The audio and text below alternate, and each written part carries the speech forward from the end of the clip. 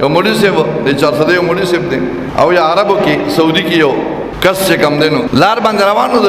کالج نه د سکول نه جنکې راووته چې جنکې راووته نو د پکې یو جنې باندې نظر پریوته دی په عاشق شو جنې باندې عاشق شو معلومات کول دا جنې څوک ده چا ورته پلان کې جمعات کې مولوی صاحب دی دا غلور ده مولوی صاحب لور ده نو د سیبا ګیره پرې خو ده او تسبیح راواغشتي او جمعات ته راتلل شروع بعض خلک مطلبی عبادت کوي کنه مطلب د پاره عبادت ګیره پرې خو ده پټکیم په سر کو اذان او اقامت هم شروع مولوی صاحب پسې به اقامت کولو یو درې سنور میاشتي روزانه براتو یو ټیم هم قضا نه کوله راتلو به مولوی صاحب هم لړ د پرې وته سړی خو ماشاءالله نوجوان دی ډېر دیندار دی محبت اوسه د مولوی صاحب هم پیدا شو بده مور پلاته وی چې مال دی مولوی صاحب لورو غواړي دغه پیاسه ماشاء ای لاړه وی وته ماشاءالله دا خو نوجوان دی خو دیندار دی خو کلی ګیره دا خو چې کم دی متقی سړی دی ای ولا لور ورکړه واده وشو چې واده وشو بس سړی با چته یو ورځ مانځل راغی بیا به دوه ټیمه نو درې ټیمه منو ګیرم په مزه باندې په لنډولو باندې شروع کړه بیا داسې وخت راځي چې ګیره مخریله اجنه ورته وی اخذ ورته وی چې ته خو ډېر دیندار وي او ډېر چې کم دینو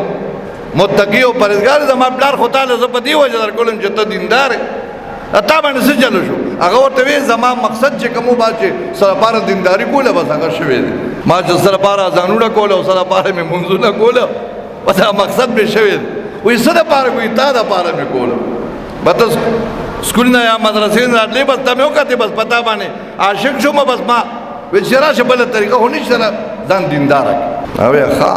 بس هغه پلار ته وی ما درې خاون نخلاص نه د خاون نخلاص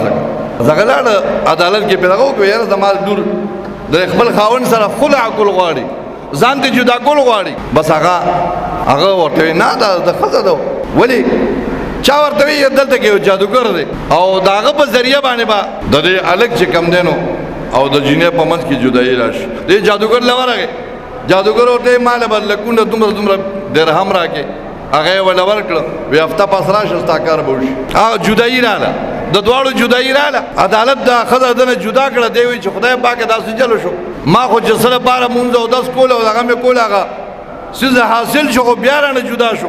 چا ورته جادوګر دی هغه ورغه هغه ته پیسې مې وی هفته پس راغی وی ستا کار نه دی شوی ولی وی دومره پیسې نور راګه بل هفته لراشه بیا بدل کارو نور پیسې مړ ورک بیا جوړه بیا نه دی وی ولی وی زه جادوګری ما چې کوم په شیطانانو باندې کوم ما به چې کله شیطانان یګل الته کې به داغه مولوی صاحب د کور نه غیر چا پیره فرشتي ولاړوي سوکې به ولاړو زما شیطانان بل تدلین شو او بیا چې کله دوباره مې د هفته درکړه نو دا د ما د شیطانانو مشر ابلیس شیطان مې ته ولېګلو جره د دې دا تعلق دوباره بحال شي نو چې شیطان دوباره لاړ او واپس راغی ودا کار نه کی ولی وی التکی جبرئیل علیه السلام ولاړ جبرئیل د مولوی صاحب د کور په څوکیدارې ولاړ مولوی صاحب راوغوښته وی مولوی صاحب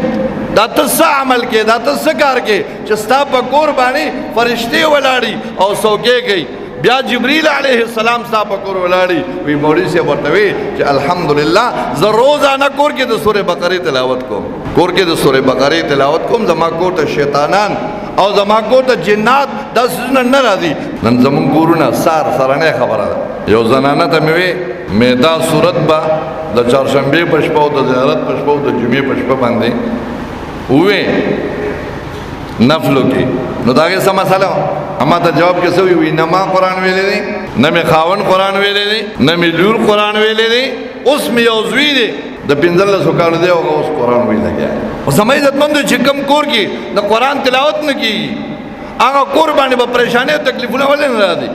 نو زما عزتمند الله پاک مونږ له عظیم کلام را کړی دی د کامیابو یو کتاب را کړی دی او د کامیابو یو دین را کړی دی الله رب العزت فرمایي زما بندگانو چرته خپه کېږئ ما چرته پریشانه کېږئ ما تاسو به همیشه لپاره غالب یې کامیاب به خوشاله به خو ان کنتم مؤمنین که تاسو کامل ایمان والا وي الله دې موږ ټولو کامل ایمان نصیب کړي او الله دې د خپل بندګۍ د خوږی بندګۍ د ښکلي بندګۍ او د مقبولي بندګۍ अल्लाह रब्बुल इज़्ज़त ته چې کوم مقصد لپاره مونږ پیدا شو الله دې پاک مقصد باندې راولي الله دې عمل کول توفیق راکړي واخر دعوانا الحمد لله رب العالمين ربنا ظلمنا انفسنا وان لم تغفر لنا وترحمنا لنكون من الخاسرين اللهم تب علينا قبل الموت وسهل علينا سكرات الموت وارحمنا عند الموت ولا تعذبنا بعد الموت اللهم انك عفو تحب العفو فاعف عنا اللهم اهدنا فيمن هديت وعافنا فيمن عافيت سبحان ربك رب العزة عما يصفون وسلام على المرسلين والحمد لله